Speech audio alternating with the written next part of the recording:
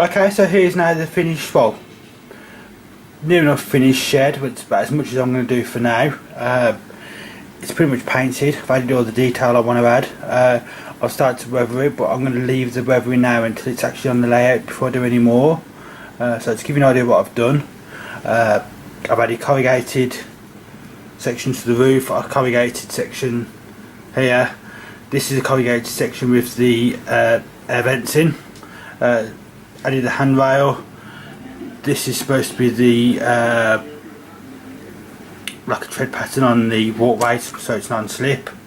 Really health and safety thing. Added all the windows, so I added windows.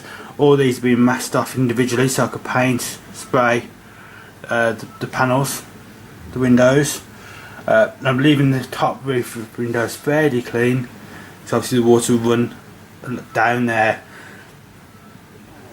But what I have done is I've the windows at the side, I've used a mixture of oil paints. So there's the oil paints I've used. So I've got a black, I've used like a burnt sienna and raw umber, and I mix that with those with Phoenix Precision Thinners to make like a oil wash. So I've let that run into the gaps. I've used it to run down the roof panels down the sides. I've used a big brush to sort of rub to manipulate the oils where they are, so it's sort of feathered up and along the roof. I've come down the side, so again it's giving that sort of streaky effect where the dirt's run down the windows. Again, gone on the bottom. With the brickwork, I sprayed it with Tamiya red brick, and then gone over with Woodland Scenics concrete colour for the mortar. So that's quite got a nice effect. So I'm really pleased with this. Things like the guttering I'm going to add once it's in the situation, because it's delicate, things like that will break off. It's quite a big structure. It's not easy to move, especially now the windows are in, so I've got nowhere to hold it. So I'm going to get this to the club, get it on the layout in the next couple of weeks, and I'll film it on the layout so you can see the situation. Once it's fixed in place, sort of permanent fix, I'll then look at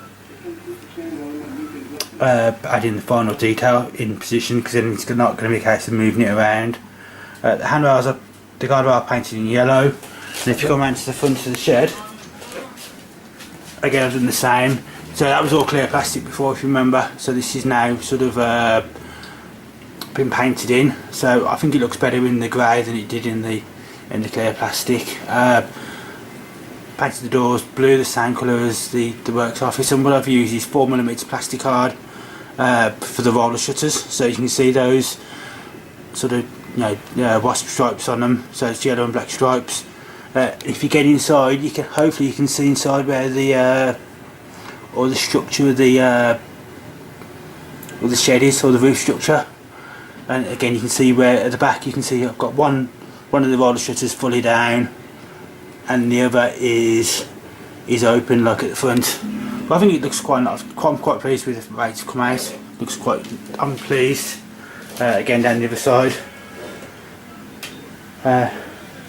So the structure is about 2.5 foot long, so it should be big enough to take 4 locos.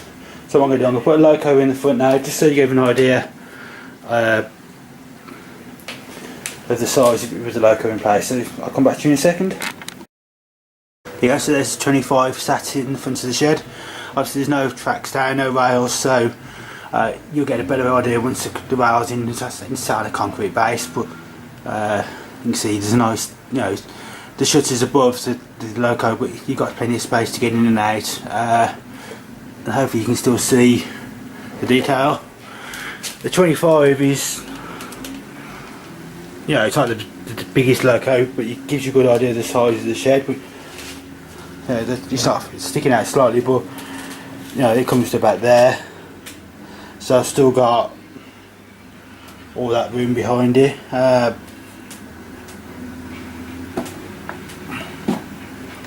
you go. that gives you a better idea of the size of the shed.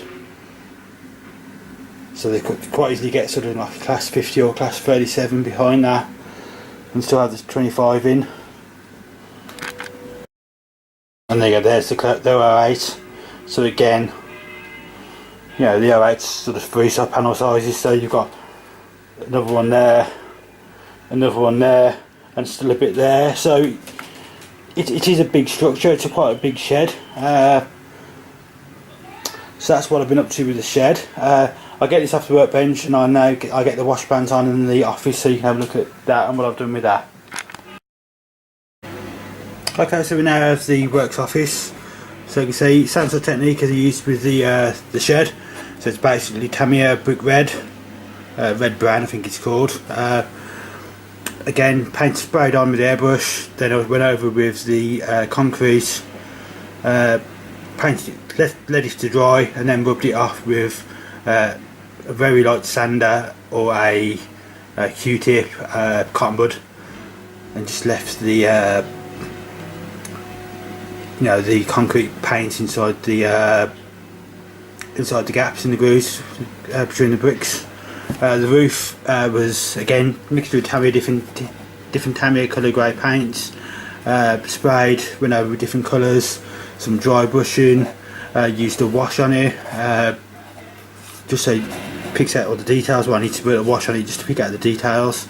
So again, I might use the oil wash on it, or I might use my Flory dark dirt wash, which again that gives a really nice effect. So I'll get it on there and I'll show you how to do it with the wash.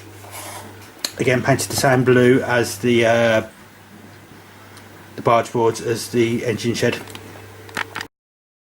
Okay, so what I've done is painted on the dark dirt wash with a paintbrush. I'm going to leave it now. It's a bit shiny, a bit glossy, but you can see it's just the whole of the roof is covered in the wash. So I'm going to leave that to dry off for about 15-20 minutes. Then I'll come back and I'll show you what I do with it next. Okay, so that's the sort of effect I'm looking for. So all I did was I got my Q-tip or cotton bud, wet it, then rub it onto my arm, just take a lot of the moisture away. And then the idea then is just to run the cotton bud down the roof, following the one which way water would run, which is down, and you're just running it down the roof, taking off the wash, dark dirt wash, and hopefully it sticks into the gaps. I'm more right-handed than left. So again, it's just a case of working it down.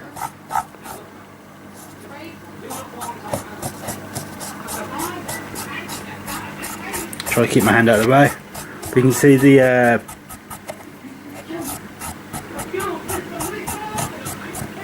there you go.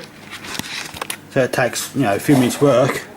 It's quite a nice effect. So he's leaving the bits of, you know, it's leaving the good lines, marks in the in between the tiles. It looks like it's just dirt, which is what you want really. I do the same on this side.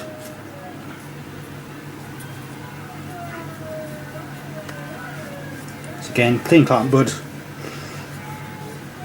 get some moisture on, and again just direction of travel of the water, where the water would flow, dirt would flow.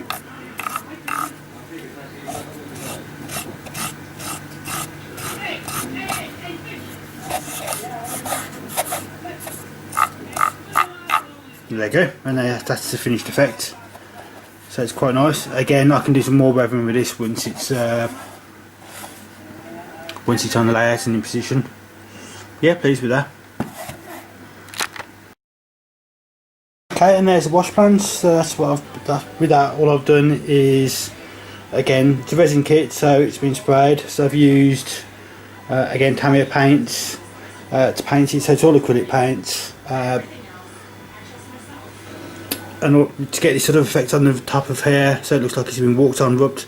I use a dark iron Miss Hobby metalizers, and then I've dry brushed it, picked out the so you get like a bit of a shine on the dark iron, and then I've gone over with the silver, again dry brushing just to pick out some of the raised sections.